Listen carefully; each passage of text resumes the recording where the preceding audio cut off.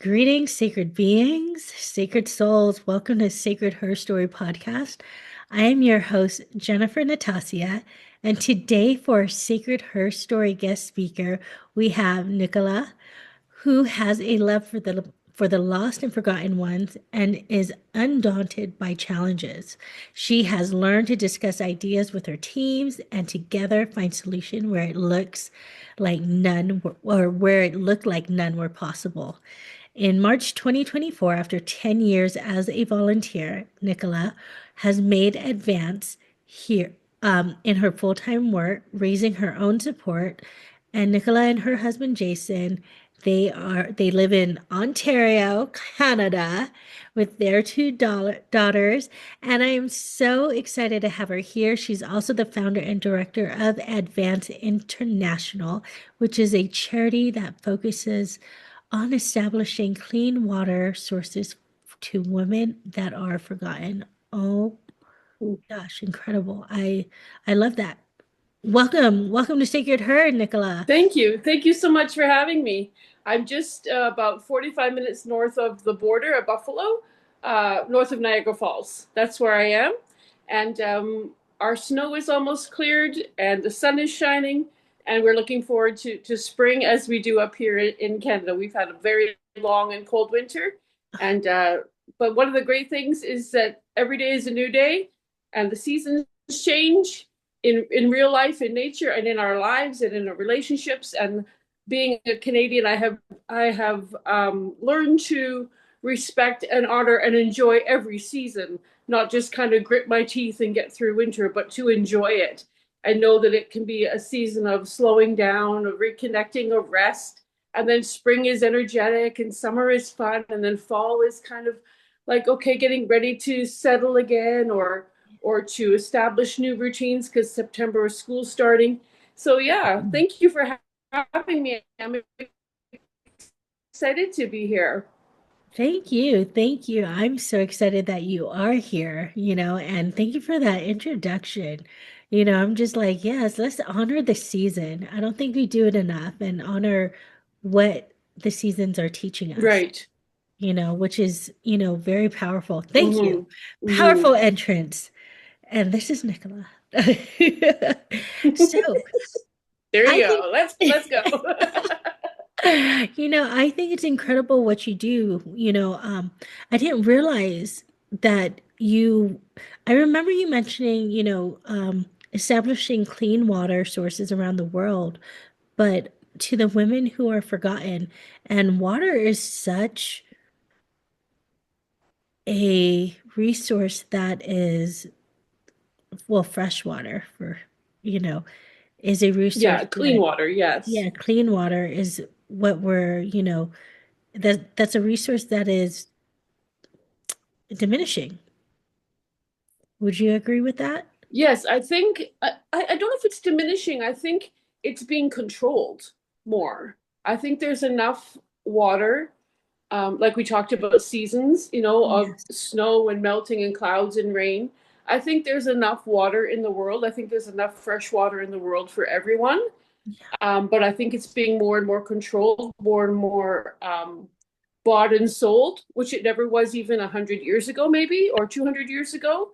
So I Yeah. believe there is enough there in the world, in every part of the world, to be shared and to be given freely. Um, but one of the underlying factors why that's not happening is greed and control. And greed and control can come in huge ways. Like, for example, putting in a dam to block off a river, and that river is blocked from going to the farms, or can be putting a simple lock on a water pump in a village, and then you have to pay a bribe to unlock that lock, to pay the chief to unlock it, to give you the water that should be free. So I think there's enough resources, natural resources, but it's getting more fairness and more equality and more of that gift of free water that many of us enjoy and really don't even think about too much. Getting it out to people that do not have access to it but should have. Yeah. Yeah. That's powerful, and it's what you just shared because like you just really opened my eyes in a whole nother way, and I never really thought of it as a resource that is um being controlled, and then with, AI Yeah, I and mean, you look at even, yeah, even being controlled, like in my city, for Mhm. example, I can get fresh tap water from my tap and drink it, and that's good in my city. I can go to the mall and buy it for $2 a bottle, and go to the airport, it's $6 a bottle. Whereas an hour from home, it's free from my tap. So there's this underlying greed or underlying capitalism, which is not, capitalism is not wrong, but the greed, it bothers me. And it always has since I was a very young girl. And that's not fair. And that would be something that I would say as a kid, well, that's not fair. Why just because somebody is born in a different country or a different race to me or different religion to me, why can't they turn their tap on and get water? That's not fair. So Yeah. that has been something in my heart and in my life that um, I have taken that feeling of injustice and hopefully channeled it with some maturity now to do something about it. Yes. While we're talking about it, did you always thought as a young child who was already into what is fair and what is just, did you always think that you would probably do some kind of work like this with the Yeah, I country think you so. I think so. I grew up in a very, very conservative religious family, um, two steps away from head coverings and two steps away from Mennonite and Amish, like very, live? very conservative. And my options, uh, I felt when I finished high school, were marry a farmer or be a missionary. Those are the two options I felt that I had. I Oh, was certainly not encouraged to go into business. That was unheard of. And I was not encouraged by any stretch of the imagination to go to college or university. That was not an option for me. So I thought, well, I don't want to stay in this town, bless them. I don't want to stay here and this is not the life for me. So my parents got me a set of suitcases for grad, brand new suitcases, and away I went on a one-way ticket. And I really thought, and I think many, many people thought, I'll just live somewhere far away and set up a school under a big baobab tree and grow my own herbs and have 15 kids, and that will be my life.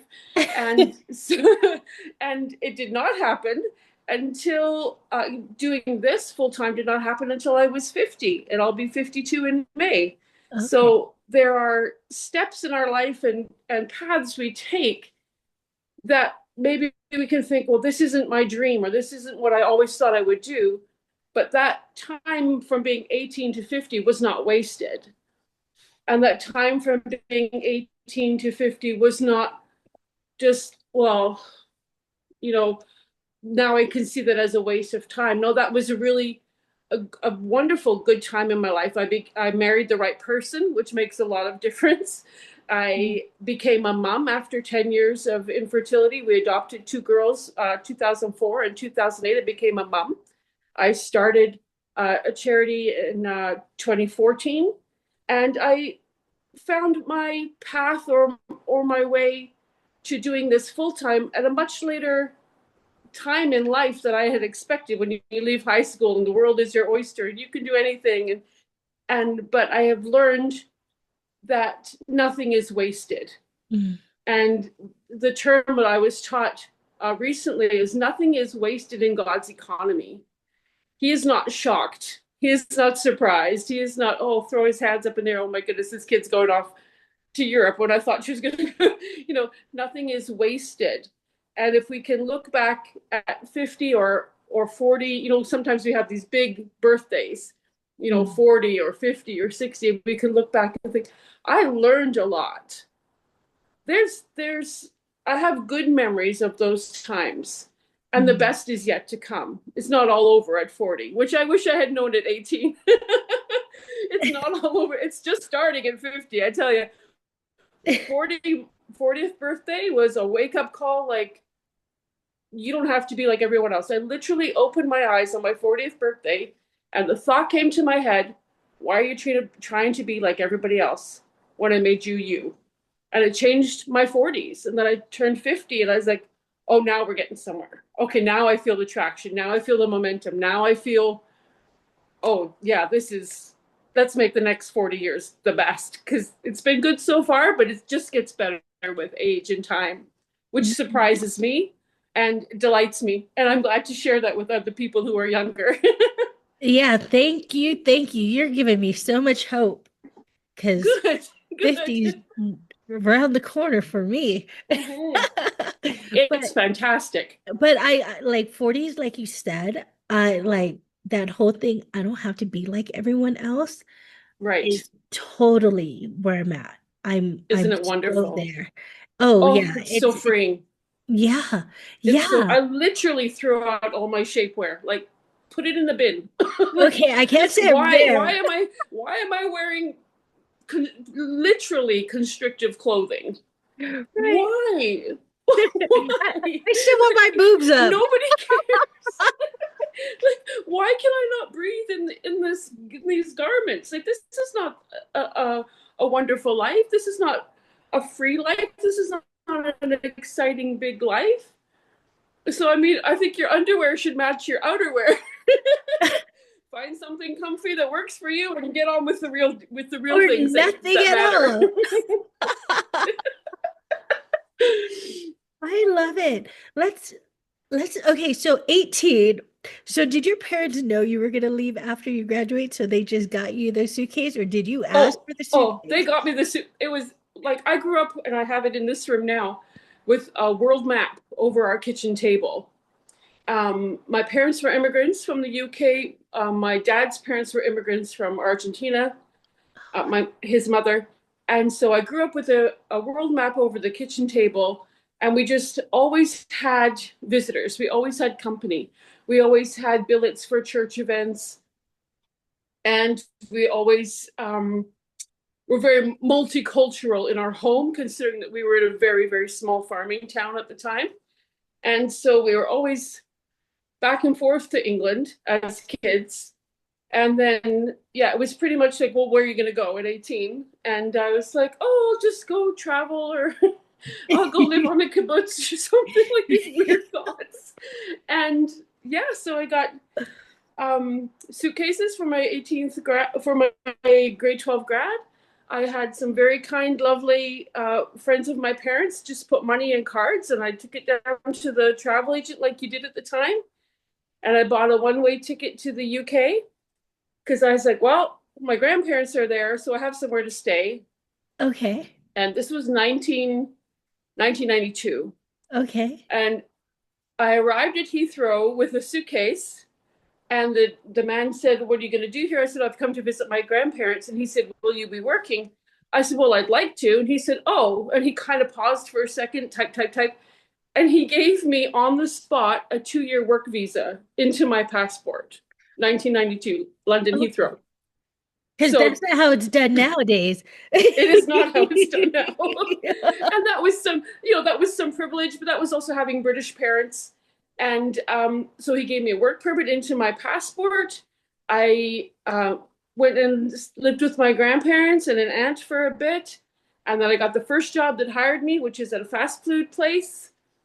And I was like, okay, I'm living the dream. I'm in Europe, and things just went from there. So that's how I left my hometown and went to travel, which was not the beginning of a love of travel. That was just a confirmation of the love of travel that I can put everything in one suitcase and I can go to new places and try new things, even with the backing up of family and language being the same and things. It wasn't like Timbuktu, but it was a start, Yeah, and I was pretty excited about that.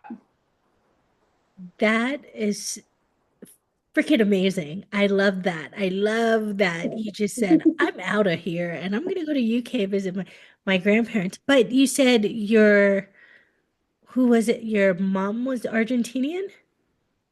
My dad's mom, Your my dad's mom dad's was. mom, but she lived in the UK at that time in long term care, and so I went and visited with her a bit, and then I was working at this fast food place, which is not, the European glamour. So I wasn't like in view of the Eiffel Tower or, Buckingham Palace or anything. But a girl I worked with said, "Oh, you should come to the pub." And I've never done anything like that in my life. Like I went to Bible study and youth group and church camp. I'd never been to a pub in my life. She's like, "Oh, you should come to the pub."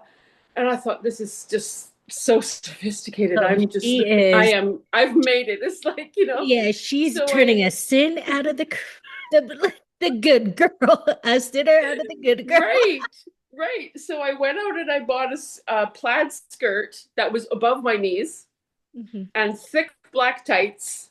This is 92. 92. So grunge was coming in, which suited me down to the ground because it was cheap and cheerful. So I had Doc Martens, 10-hole Doc Martens, which I bought with my first paycheck from working at the restaurant, thick black tights, a woolly plaid skirt, and then my dad's knit sweater that his mom had made, a sweater. And the same brown hair that doesn't do anything, it just sits there. And so I was like, okay, I'm ready. I'm going to go to the pool. And so I walked down there from my place and said hi to people or whatever that I was meeting there.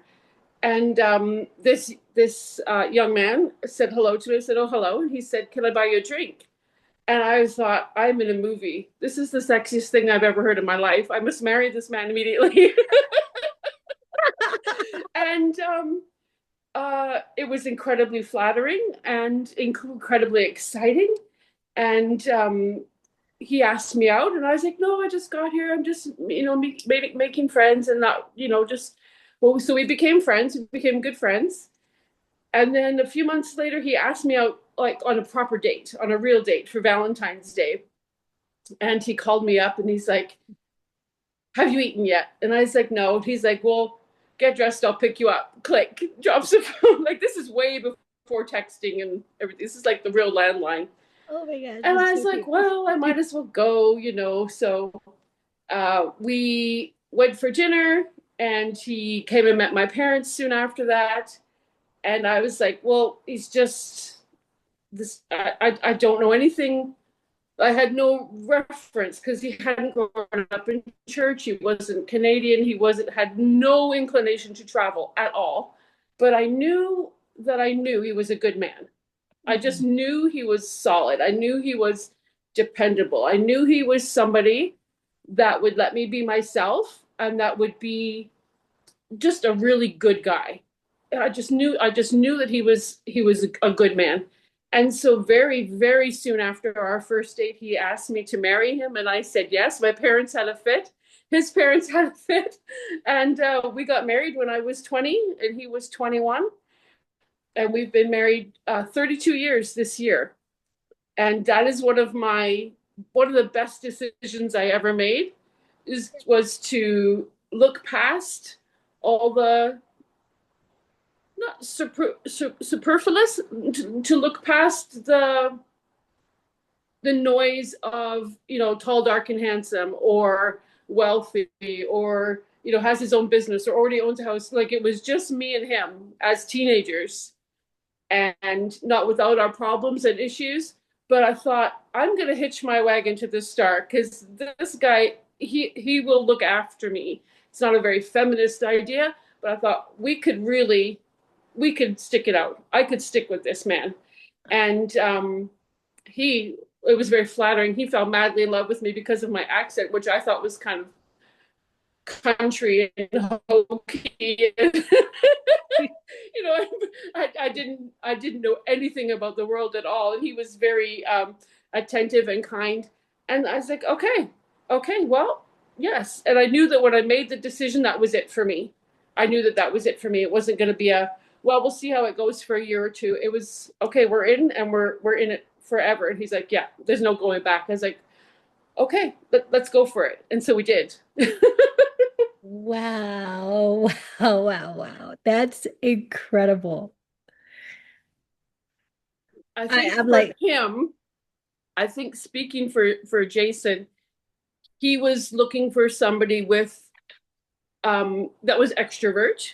He's very quite introverted, Hmm. He was looking for somebody that had big dreams and plans and goals and loved adventure, even though he still is very much a homebody. And I think I was looking for somebody that I could come home to and there was no drama. There wasn't going to be fights about this or fights about that. I knew he would be faithful. I knew he would be hardworking. And so I made a very good decision at even a young and very naive age. And that has been the steady, stable force of my life since then. And I'm thankful for him because I can't do anything. I can't do life on my own. I mean, I could manage. He could not, but I could manage. But the joy of having somebody to grow, we talk about, oh, I want to grow old with you. We literally are now in our early 50s, and I remember talking to a friend. She was talking about, oh, do you feel the same about him as you did when you first met? And I said, there's a level of respect there that has grown.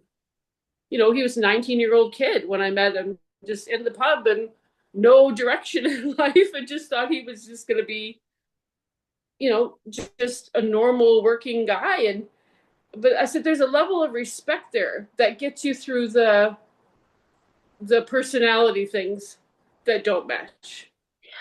And I said, also too, he married somebody really skinny and hyper, and I married somebody with like this golden locks of hair. Like my family just kept touching his hair because he had these golden curls. Now he's bald. Now I can't find anything to fit me, but we have grown in respect for each other and enjoying being around each other. Right. And I think that's something we had to learn. We really had to learn. And we have been through many, many difficult stages and difficult crises, like real difficulties. But we have learned to not dwell on the little things, you know, the Yeah. little things that can spoil the big things, you know. So I'm that is one of my proudest accomplishments. I know one day when all is said and done and people stand around and what is it called? They give you your flowers. I want them to be like, you know what? Her and Jason were fun to be around because they always spoke well of each other. Or if they were a good team. Those are the kinds of things I know people will say, which is an accomplishment, if I may be so boastful. Mm-hmm. That is so beautiful. Like it sounds like a fairy tale wedding, even though the situation was. If the wedding was fairy tale, then we Oh, got married. The wedding was fabulous, amazing. And then we came home and we had not lived together first. So we moved into our new place. And the first night we both come home from work and he said, "What's for supper?" And I said, "Oh," he said, "Do you wives cook?" I'm like, "I don't know." Am I supposed to do supper? Like, he's like, "I think so." I'm like, "Oh, well, I finish at 5. You finish at 5. We both get home at 6. Um, like, so all of a sudden I was like, oh, I'm supposed to be a wife. So I literally went and bought a sewing machine that week because I thought that's what wives did. I thought wives made their own clothes. And like, so I bought a sewing machine and he's like, "What is this?" I'm like, "I'm gonna sew." He's like, "I don't what so what?" I'm like, I don't know. I'm supposed to sew." He's like, "Well, a sandwich would be nice every now and again." You can go to the mall and buy clothes. So I was like, "Oh," I said, "Okay, so I'll learn to make spaghetti or I'll learn to make a meal." He's like, "Okay." And then he kind of would do something and I would help and we did not eat well for many years. We were just kind of just figuring grab it something from the store and fish and chips or go out to eat and stuff. And my dad joked that Jason was the first guy he knew who got married and lost weight. So I just had no idea that all these expectations would arrive right after the wedding. Like, oh, and he was very, and still is to this day, incredibly accommodating and laid back. And it's like, oh, well, I guess we better figure out who does what. And I was like, okay. He's like, well, how about if I do the dishes and you make supper? I'm like, okay. And I said, I like doing laundry. He's like, okay, you do the laundry and I'll clean the bathrooms. I'm like, okay, that sounds good. And we've done that for 32 years. I do the laundry and he cleans the bathrooms, and neither of us has to ask the other. And I make supper, leave it, and by the time I wake up in the morning, he does it before he goes to bed. So it works. But Oh it's my, learning these things, right? yeah, I love that. And I thought I was gonna hear like, oh, well, you get off at 5, I get off at 5. Why don't we cook together and figure it out together? But it was It's like, yeah, like, okay. please do not come in the kitchen. I'm already stressed enough. It says easy recipe. Why am I crying? Like, And oh my gosh. And I yeah. like he's like, well, where's the food? Like the expectations there, but how Yes. incredible you guys Yes. just kind of, well, I guess we'll figure it out. And you went out and bought a Yes. sewing machine instead. It was like a lawn ornament within 2 weeks. So like, please, please take this away from me. I think it's like so incredible because it's like, yeah, you guys are, I mean, and with any marriage starting, right? We Mm. see this idea from, growing up and or probably even TV and how it's supposed to be, but then here you're like, oh, as wife, we're supposed to cook. And so I'm guessing you never helped in the kitchen.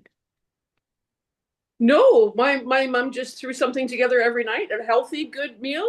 Okay, kids, come to the table. Wash your hands and come to the table. But I never learned how to do it.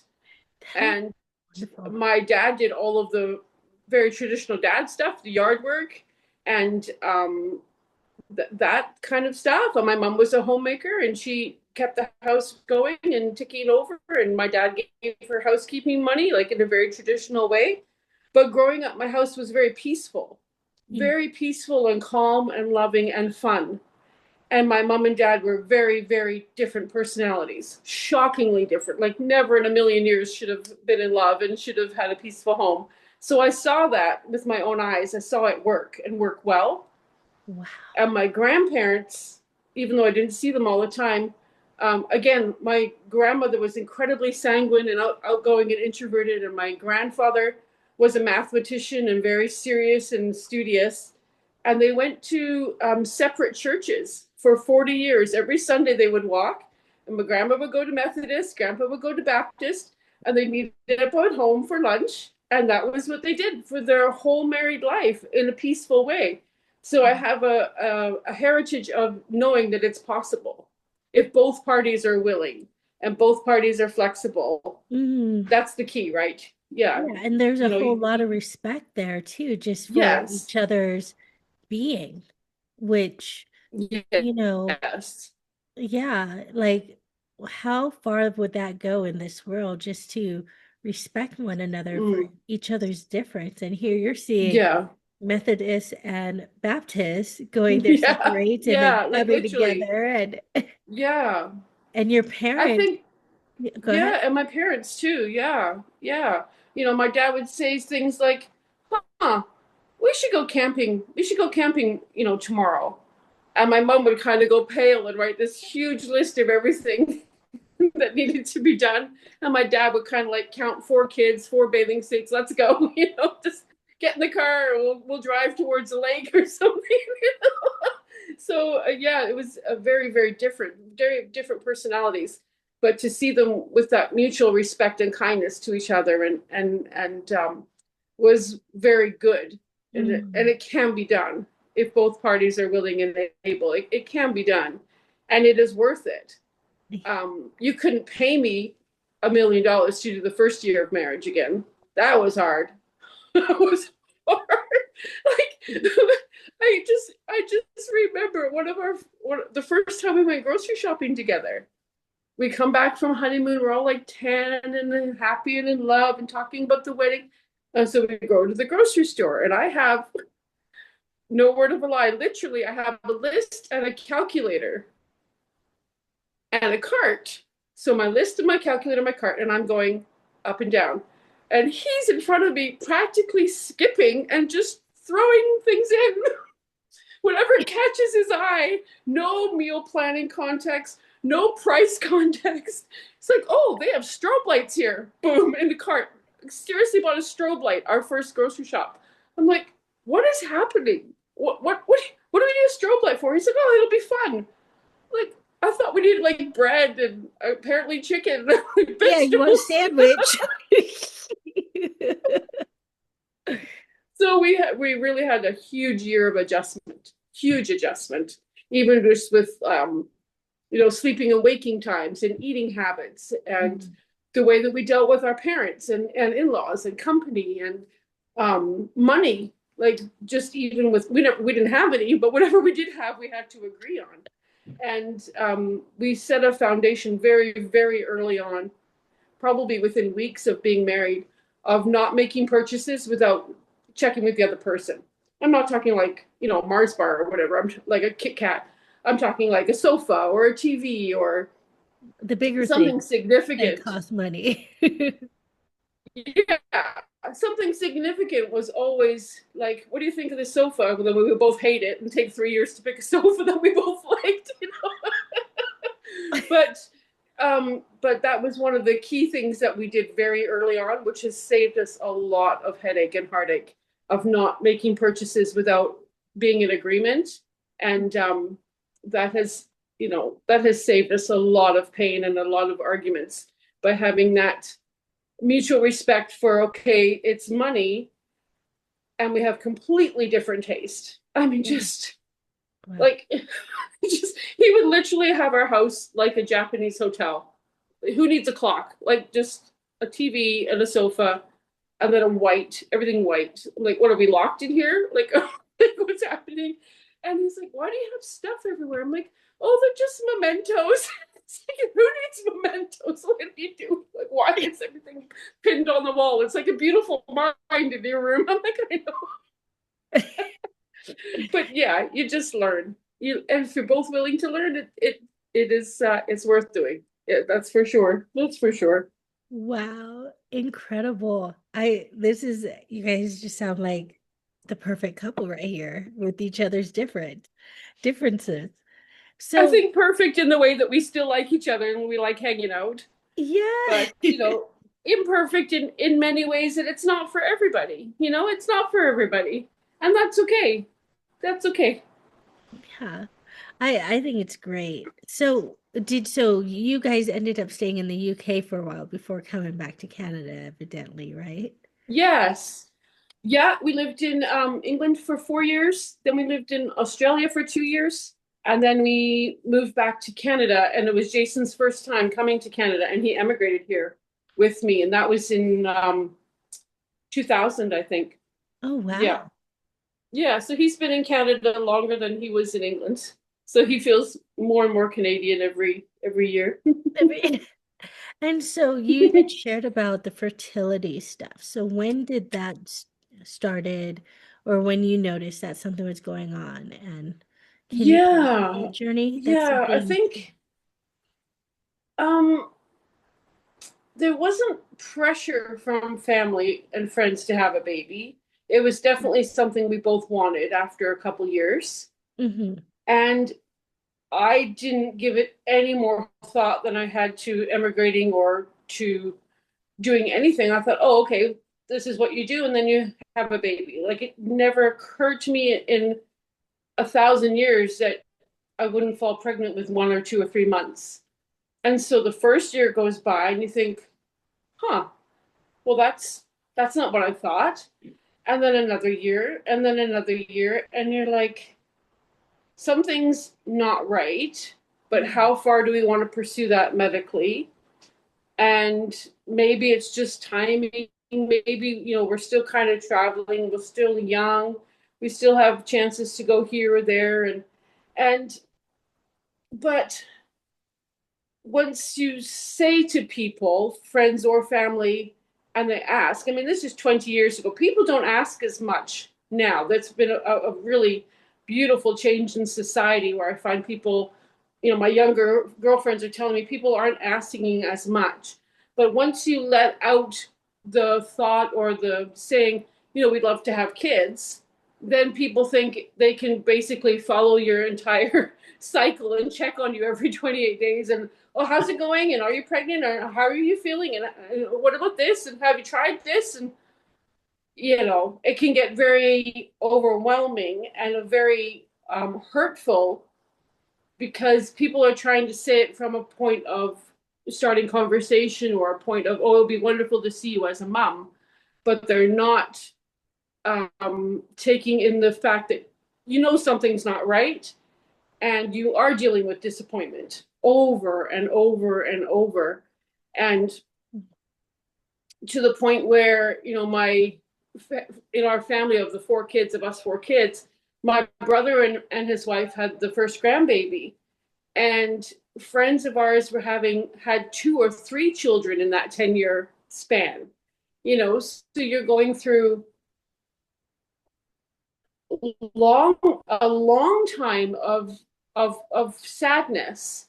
And I think looking back, I wish I had not dwelt on this isn't happening and changed it to it will happen someday. It will happen when it's right. All things are well. I have a lot to be thankful for. When the time is right, something good will happen, as opposed to what's wrong with me? What's wrong with him?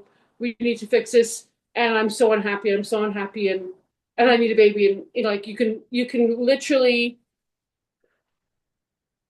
hurt yourself and your relationship with your own body by wanting something so badly, even though it's something good, that you can do harm to yourself. You can hurt your sleep patterns, and you can hurt your health, and you can hurt your relationships, and you can hurt um, just that. I wish I could say that 10 years was like, oh, we were just in a holding pattern and everything was peaceful. But no, there were times where we're like crying together, like, what is it? What is it? And we eventually went to the hospital, went to some doctors. The very first doctor I went to, we'd been married about 5 years. And the very first doctor I went to, and he said, how's everything going? And I said, well, I've had really, really bad periods. Things are not good in that department. He's like, oh, that'll pass when you have kids, is what he said. And I said, well, speaking of that, I said, we haven't been able to get pregnant. And it's been 4 or 5 years. And he said, oh, are you doing it right? That was his medical assistance to my broken heart. I'm like, I said, I think so. He's like, oh, it'll happen. And that was the medical attention that I got. Wow. As a 25, 26-year-old woman in physical pain from bad periods, in heart pain from not becoming pregnant. And they put me off doctors. It really did. I was like, this is what they think I'm going through, that it's nothing. He's like, it'll happen. And that was it. That was the end of our conversation. And I kind of thought, well, it must be me. I mean, it must be something I'm not doing right. I mean, okay. And so we waited even a couple more years. And all this time is going on, and I'm still young, 27, 28. And we went to a fertility clinic. Finally, I said to Jay, I said, let's go to the fertility clinic. I said, worst case scenario, we do IVF and end up with a TV show and 8 kids. I said, that's the worst case scenario. I said, best case scenario, they say there's nothing wrong with us, to just relax. And if one more person told me to relax, I was going to start fighting. But, I said, worst case scenario. He's like, okay, let's go. So we went to this appointment. And it was quite embarrassing. They just ask you everything, and I'm British, and we don't talk about these things. And, so I answered all their questions, and I had an exam.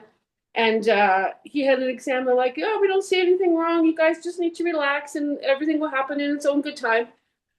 And I was like, okay, so this is like 8 or 9 years in. And I was like, well, okay, this is what the medical profession has to offer people. Not impressed. So we went for lunch one day and I said, what about adoption? And he said, well, it's always been in the back of our mind, hasn't it? Like since we first got together. And I said, yeah. And he said, well, let's see. Let's have a look. And I said, okay, fair enough. And so within probably very, very quickly, we had got things in place with social services, social worker, um, all kinds of things with an adoption agency.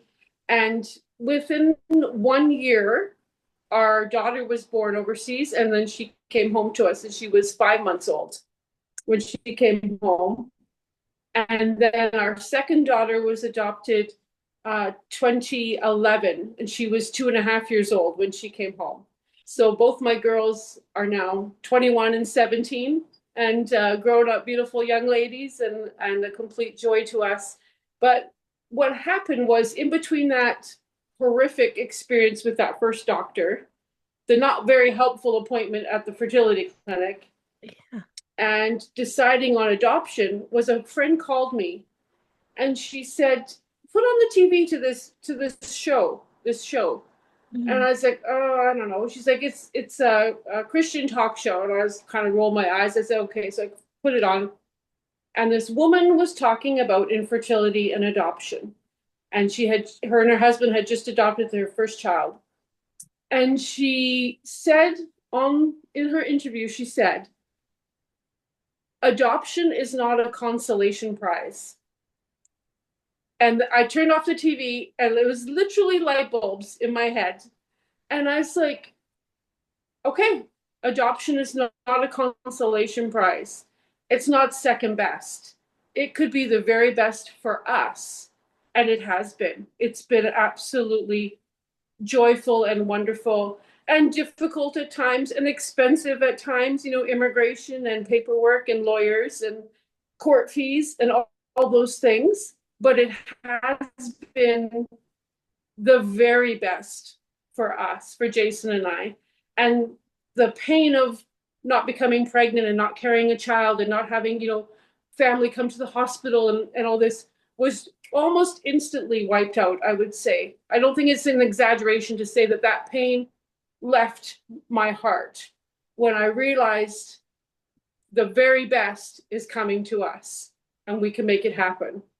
So Mhm. that's the infertility story that was solved in a way that it maybe not for other people and maybe not for everybody, but for us it was just miraculous, and we're just so thankful. We're so thankful.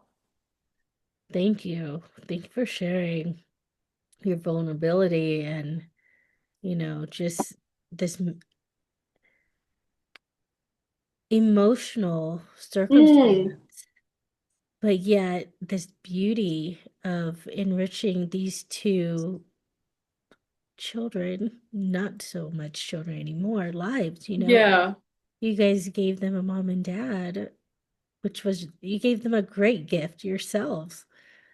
Yeah, but it was both ways, they answered the longing of our heart, and Yeah.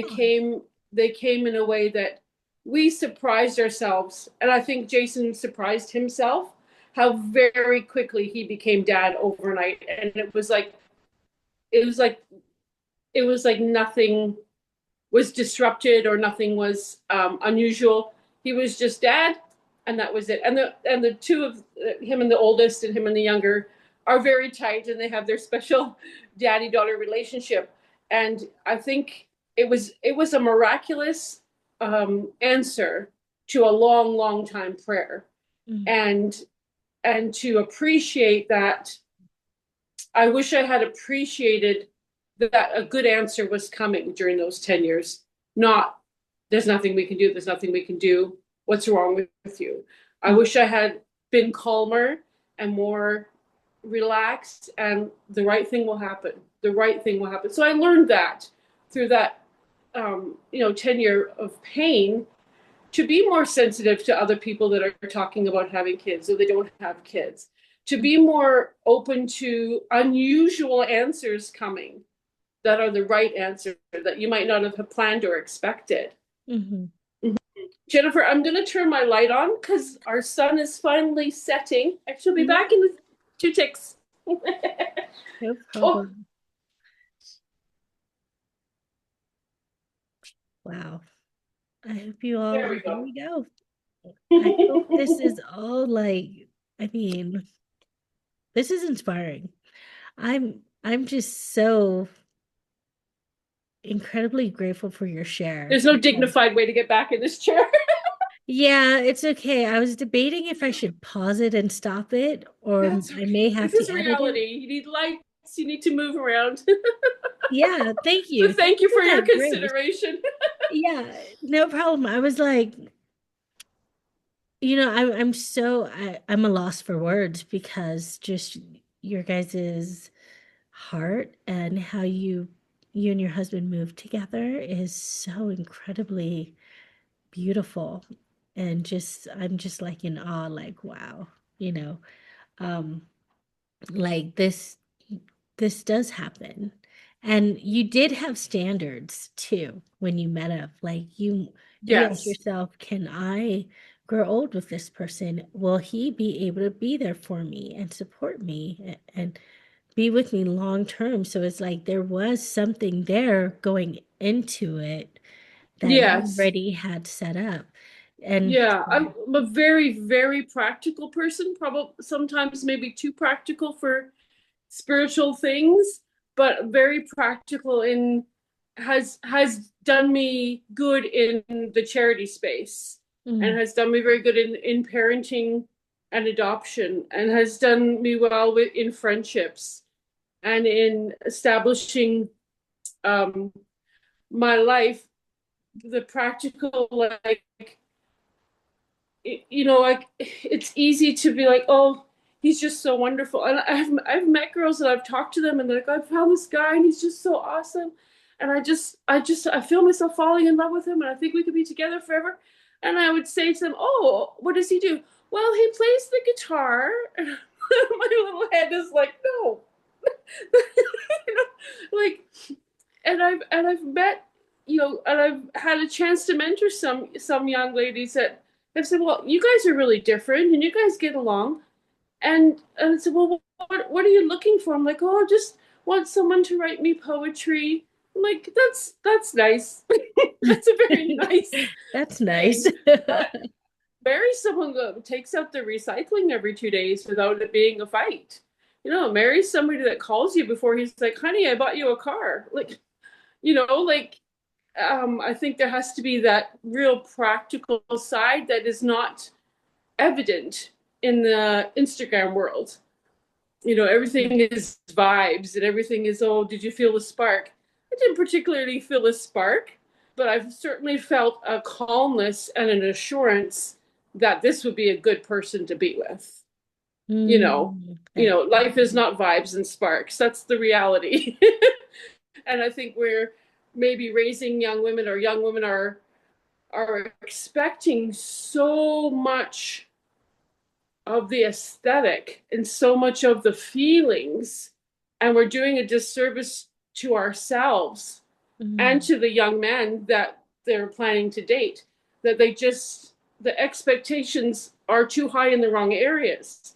Yes, have very high expectations for behavior. Absolutely. mm, Absolutely have, set the bar as high as you possibly can with yourself as someone who lives that way. We're talking about this new thing my kids were telling me about. Oh, the guy gives you the ick. And I was like, what is this? What is this? And they're like, well, like if he doesn't tuck his shirt in, it gives me the ick. And I was like, oh, and they're like, well, like he listens to K-pop, it gives me the ick. I'm like, are well, people making decisions? Are people making decisions, lifelong decisions, based on whether a guy has, his hair is long or short? You can change that, and you will. He doesn't know it yet, and that's okay. Let him live in this fantasy for a small, short time. wow. But you have to look beyond these outward manifestations that everything's amazing and have the really deep conversations. Have Mm, the really heavy conversations like, if we couldn't have kids together, would you be open to adoption? mm, How do you feel about having to ask me before you spend money on a new truck? What mm. do you think about saying to your mom, please call before you come over? Like these are things we never talked about, but we had to real quick, real Yeah, it's quick. having real conversations, Yes. so that you guys, well, it's having real conversations to have an ongoing relationship, right? Yes. And to Yeah. grow. Yeah, Yes. yeah. Like, can you even have a conversation with the person? Yeah. Yeah. Or are they on their phone the whole time? Or Yeah. are they listening to music with one earbud on your first date? Like, come on. There's that Pods, the show with the Pods, the Love is Blind. Yeah. It's like watching a car wreck and you just can't pull your eyes away. You're just like, is this where we're at? Like, oh, I got good vibes, but you haven't asked anything like beyond, what's your favorite color and do you like Chinese food? Like it's unbelievable. Oh dear. And I understand people want to meet, and I think it's very, very clever the way they've done it, where you're not seeing the person. I like Yeah. that part because that's what I was just talking about. That's Mhm. a really clever part of it. Mhm. But maybe give each person 10 questions or 5 questions, because like, oh, I've fallen in love and he's going to propose, and you haven't talked one time about where you're going to live. Yeah, right. Oh my, like the actual conversations that matter. Cause yeah, Yeah, and now that you brought that up, it's like some of them they were sharing how they lived in different cities, yeah, for a bit before they could yeah. move to the same city, and I'm like, it's a This compromise. is basic Compromise. It's stuff. it's yeah, it's a conversation that's like a must have. Like, well, mm, mm, what I'm moving with you because what? Because I'm a woman and you're a man. Like, Yeah, yeah. Who's moving? yeah, Because who's one of us moving? has to. That's what marriage is. We're not college roommates, and we'll WhatsApp each other on the weekends. No, like it's a team partnership, and Yeah. and I think these deep conversations should probably happen sooner rather than later. You're not wasting each other's time, but also don't brush somebody off because they don't give the answers that you expect. Like, oh, I make a certain amount of money a year, or oh, okay, he's going to be great. No, maybe he makes a lot less, but you've asked him about how do you save money? And he's like, yeah, every paycheck I make as a builder or as a taxi driver or as um, a school teacher, I put away 10% for retirement, as opposed to I'm an influencer and I have, an apartment in Dubai, but I'm up to my eyeballs in debt.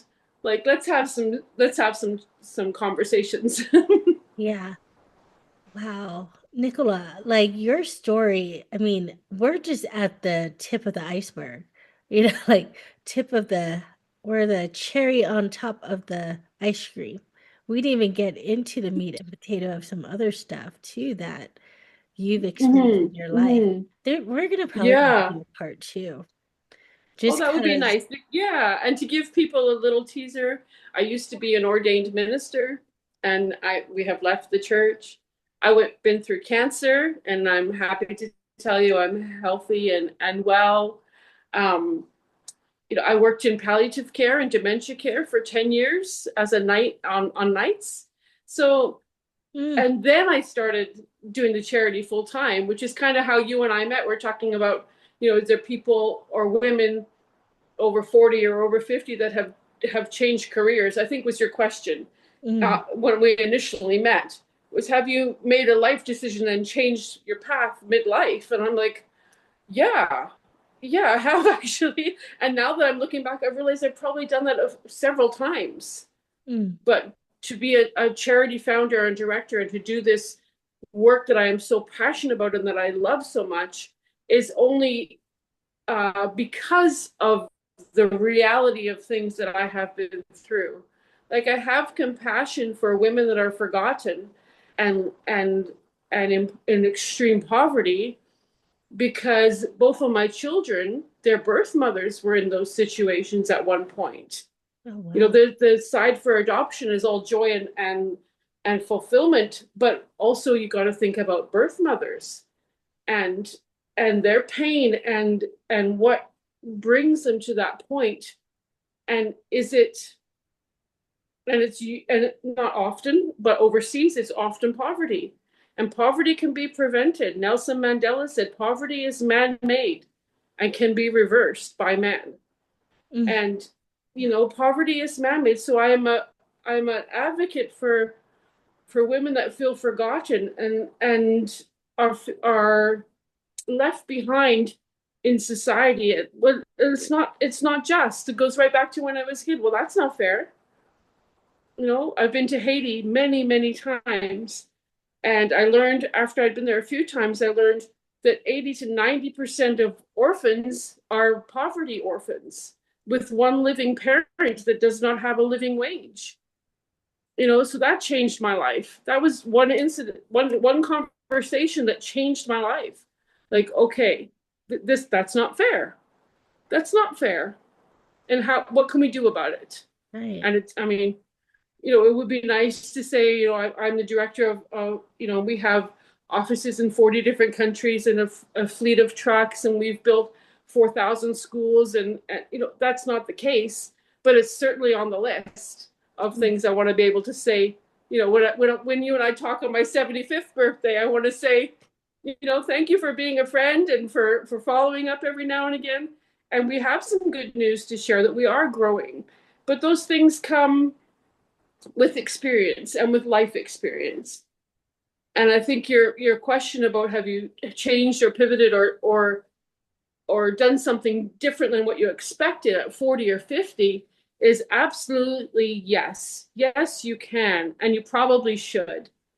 And it can be done in a way that will bring you so much fulfillment and joy without destroying what you've already built up. You know, you don't have to set fire to your past life unless it was destructive in addiction and abuse. Of course, run and don't look back, get out and get free. But you don't have to um, regret or feel like that was time wasted. That was all leading up to this moment where let's go, let's rock and roll. The rest of your life will be the best of your life. oh, beautifully said. And to bring it all back. The website that you shared with me, can people donate to help with your charity on that? Yes, yes. That is one of my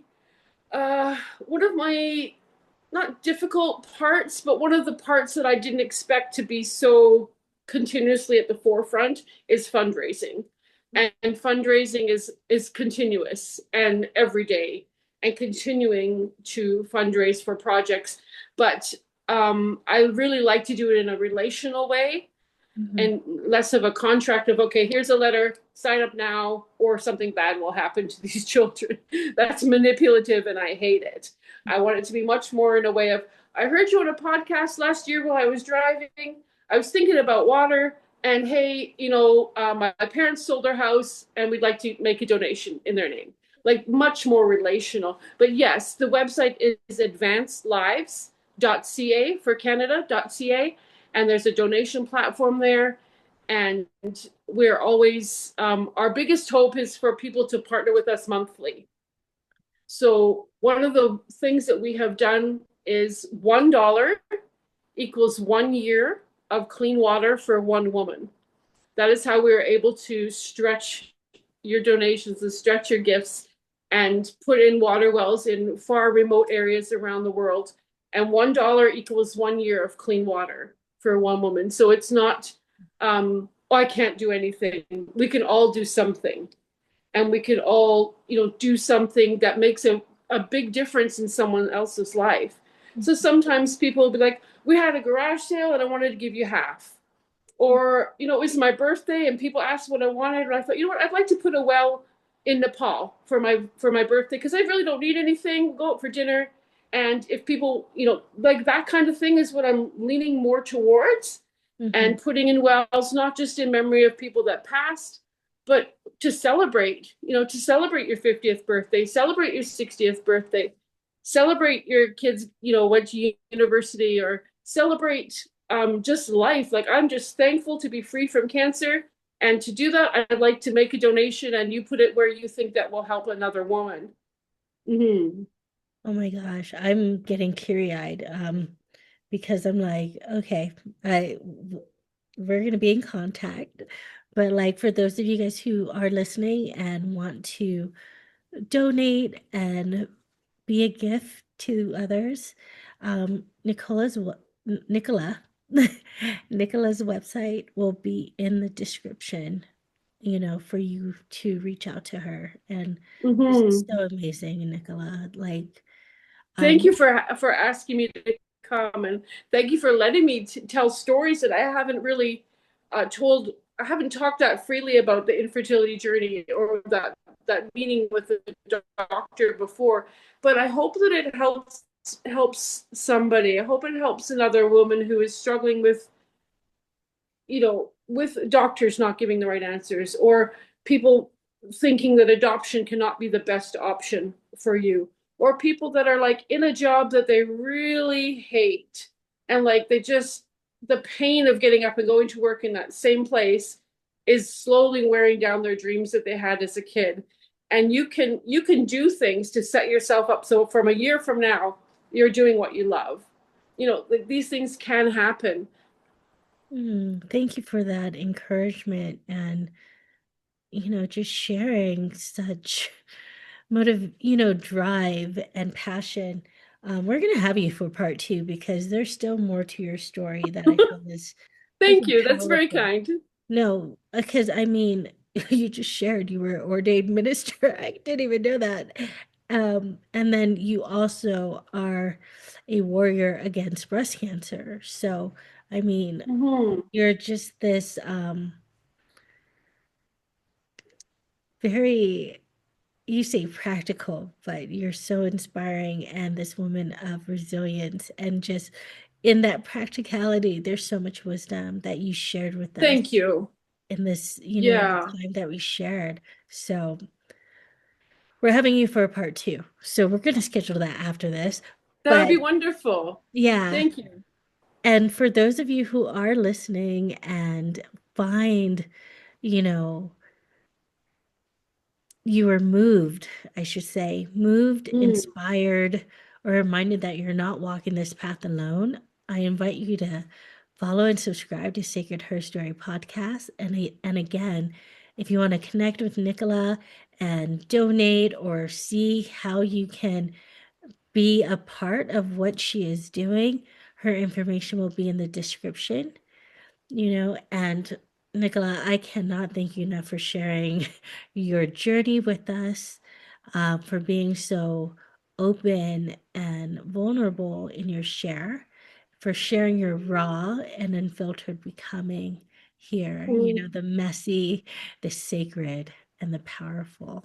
So thank you. Yes, it's all in the one being of us, isn't it? It's everything. It's spirit, soul, body, mind.